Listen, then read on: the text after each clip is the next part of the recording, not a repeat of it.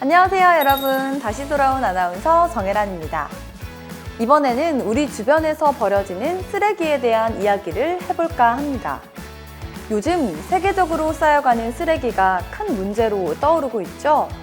가깝게는 내가 사는 곳에 쓰레기 매립지 설치를 반대하는 시위가 벌어진다는 이야기부터, 멀리는 태평양에 떠다니는 쓰레기가 모여 생긴 거대한 쓰레기 섬까지, 이처럼 늘어만 가는 쓰레기 문제를 해결하기 위해 2000년부터 퍼지고 있는 캠페인이 있습니다.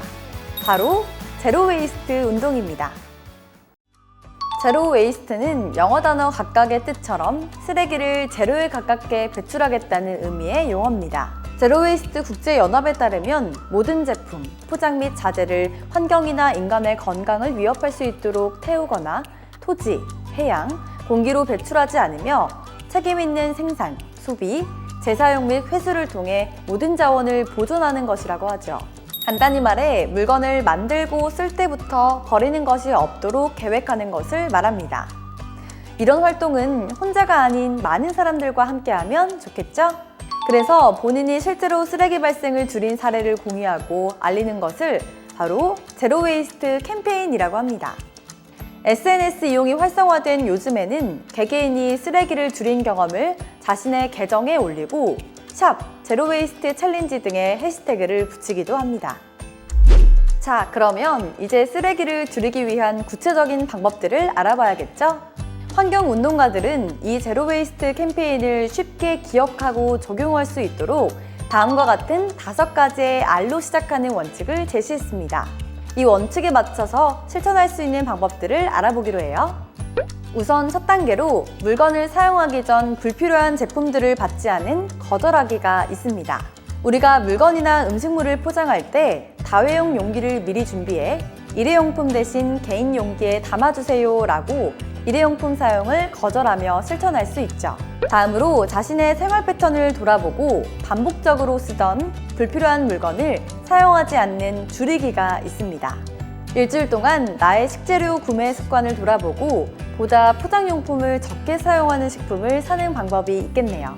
여기에 일회용품보다는 여러 번 사용할 수 있는 제품을 이용하는 재사용하기가 있습니다. 액체로 된 물건은 플라스틱 용기보다는 재사용이 가능한 유리용기를 구매해 사용 횟수를 늘리는 방법이 있고요.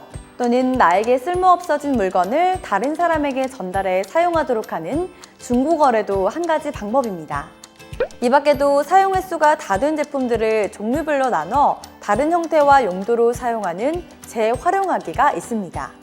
여러분들이 잘 알고 꾸준히 실천하는 분리수거가 바로 그 방법이죠. 폐 물품을 이용해 다른 제품을 만드는 업사이클링도 한 가지 방법이랍니다. 마지막으로 어쩔 수 없이 사용한 일회용품들은 가급적 분해가 쉬운 제품으로 된 것을 사용하는 썩히기입니다. 주변에서 많이 들어본 생분해성 제품들이 바로 이 썩기 쉬운 제품들이라는 의미입니다. 다만 이 제품들도 썩는 데 시간이 걸리니 가급적 사용을 자제하는 것이 좋습니다. 설명을 들어봐도 제로웨이스트를 어떻게 실천하는지 모르겠다고요? 걱정 마세요.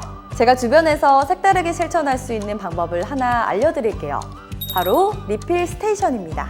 리필 스테이션이란 플라스틱 용기 사용을 줄이기 위해 소비자가 직접 빈통을 가지고 와 원하는 상품을 담으면 그 무게만큼 비용을 내는 곳을 말합니다. 주로 샴푸, 바디워시, 세탁세제, 섬유유연제, 화장품 등 액체로 된 제품들을 채울 수 있습니다. 최근에는 친환경 이미지를 부각시키기 위해 직접 리필 스테이션을 운영하는 기업들이 늘어나고 있어요.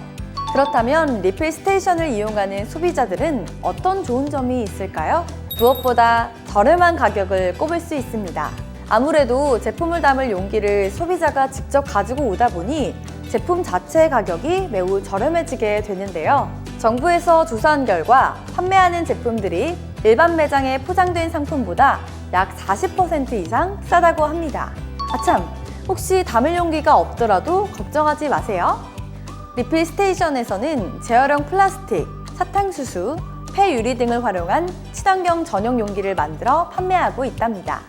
이처럼 리필 스테이션 이용을 통해 소비자는 용기를 다시 쓰는 재사용하기 또는 친환경 용기를 구매하는 재활용하기를 통해 제로 웨이스트 캠페인에도 쉽게 참여할 수 있습니다. 오늘 이야기한 내용을 정리해 볼게요. 우선 내 주변의 쓰레기 배출을 줄이기 위한 제로 웨이스트 캠페인이 있었고요. 이 캠페인을 실천하기 위한 5가지 방법인 거절하기, 줄이기, 재사용하기, 재활용하기, 썩히기가 있었습니다. 또 주변에서 제로 웨이스트를 실천할 수 있는 색다른 방법인 리필 스테이션도 있었습니다.